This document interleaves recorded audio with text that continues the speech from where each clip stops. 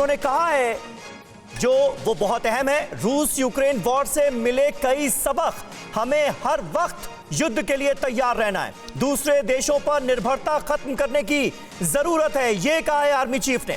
सेना को ज्यादा से ज्यादा प्रभावी बनाने की कोशिश की जा रही है। TV9 भारतवर्ष के साथ एक्सक्लूसिव इंटरव्यू में आर्मी चीफ ने और कई बड़ी बातें कही हैं। सुनिए जनरल मनोज पांडे से हमारे सहयोगी आशीष सिंह की यह खास बातचीत।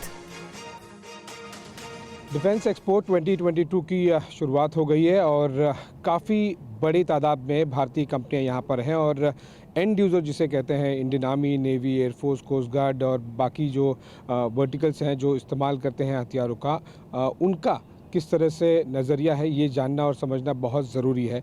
और इसमें सबसे बड़ा कोई वर्टिकल है और कोई सबसे बड़ा नाम है तो वो है इंडियन आर्मी का। और इस पर बात करने के लिए हमारे पास इंडियन आर्मी के चीफ जनरल मनोज पांडे जी हैं। जनरल पांडे, TV9 भारतवर्ष से बात करने के लिए बहुत बहुत शुक्रिया।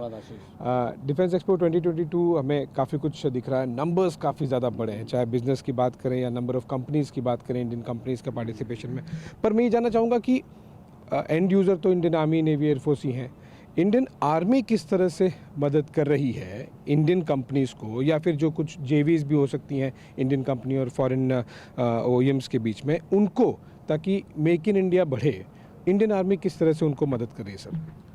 सबसे पहले आशीष मैं ये बताना चाहूँगा कि डिज़ाइन एंड डेवलपमेंट के फील्ड में या फिर मैन्युफैक्चरिंग ऑफ मिलिट्री इक्विपमेंट एक इट्स एन इकोसिस्टम, और इकोसिस्टम के मेरी समझ में 4 मेन पहलू है। सबसे पहला है रिसोर्सेज अलोकेशन, दूसरा है वायबल मार्केट, तीसरा है एनेबलिंग पॉलिसीज़ एंड प्रोविजंस, और चौथा है competition. And in all of these 4 we as a service we see our role in 2 distinct parts. One is as a facilitator for implementation and execution of government policies. Yes. And second role that we say is for providing a viable market. Yes. And in that context, I must tell you, you would have heard about the emergency procurement, जी, right? So there are number of items, equipment that we have identified for procurement, and our special focus has been on indigenization. okay. This year we have about 40,000 odd crores of equipment for which we have accepted the necessity to buy. 40,000? Yes. In the last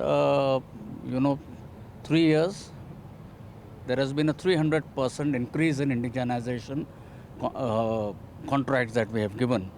And as we move forward in the next 8 years, there is tremendous potential to the tune of, I would say, about 8 lakh crores, where the indigenous industry can look for growth potential and likewise.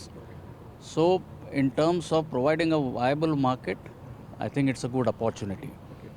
We are looking at also here during the Defense Expo to identify which are the various synergy models. Okay.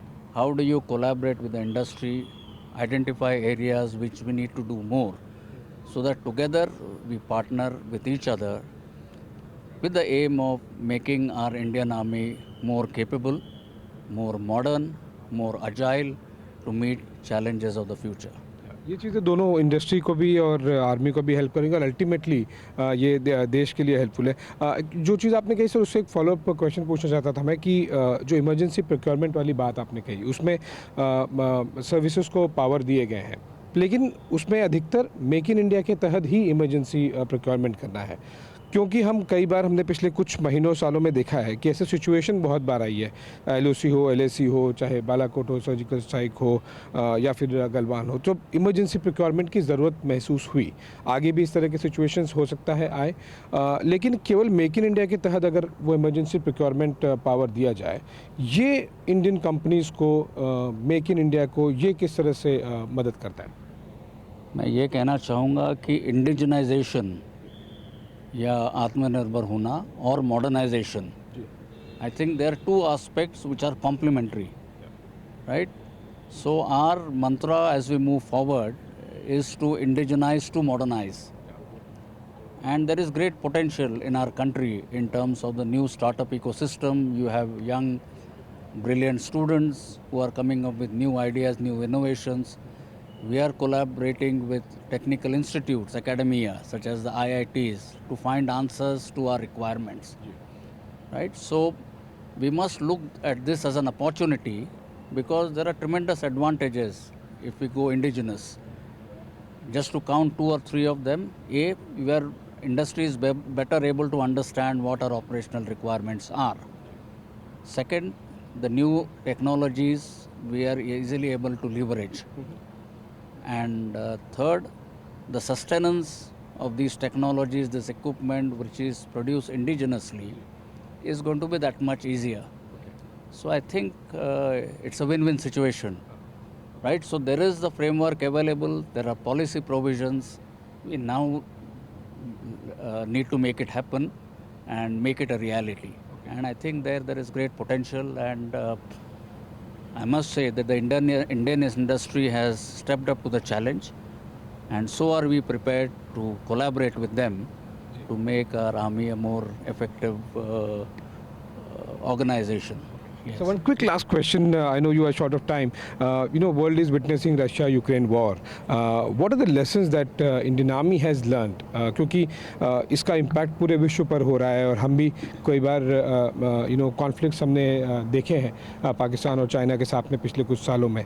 Indian army ने क्या lesson learn किया है Russia-Ukraine war से?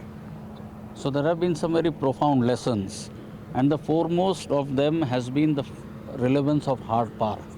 Hard power. When the red lines are breached, the nations will use hard power to achieve their national aims and objectives. So that is hard powers in terms of preparation for conventional war. Right? So that we need to be always prepared. Right? While this is happening, we also need to be conscious and cognizant of the potential for grey zone warfare in terms of non-kinetic, non-contact. So that is another area. Unconventional, where you're not. So it is in the domains of cyber, information warfare, and likewise. So we need to build our capabilities in that sphere as well. So in a sense, we need to build our capabilities or develop our capabilities in all these areas to be able to face the challenges of the future. Secondly, it has also shown us as land continues to be the decisive domain of warfare. Right? And you have seen it as the war is, as the conflicting is progressing.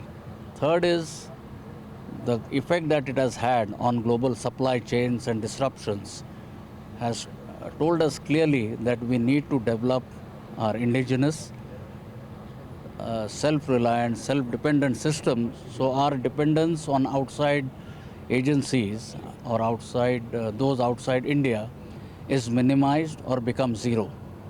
I think that has been a very critical lesson for us, and as part of that is what I would relate this whole initiative of Atmanirbharta, where we want to become more self-sufficient, more reliant, and least dependence on outside agencies for our defense requirements. बहुत बहुत शुक्रिया general Pandey, और उम्मीद करते हैं कि जल्द से जल्द हमारी तीनों सेनाएं, विशेष तौर पर इंडियन आर्मी, काफ़ी हद तक आत्मनिर्भर बनी है और भी तेज़ी से और भी ज़्यादा आत्मनिर्भर बने. Thank you sir. धन्यवाद आशीष.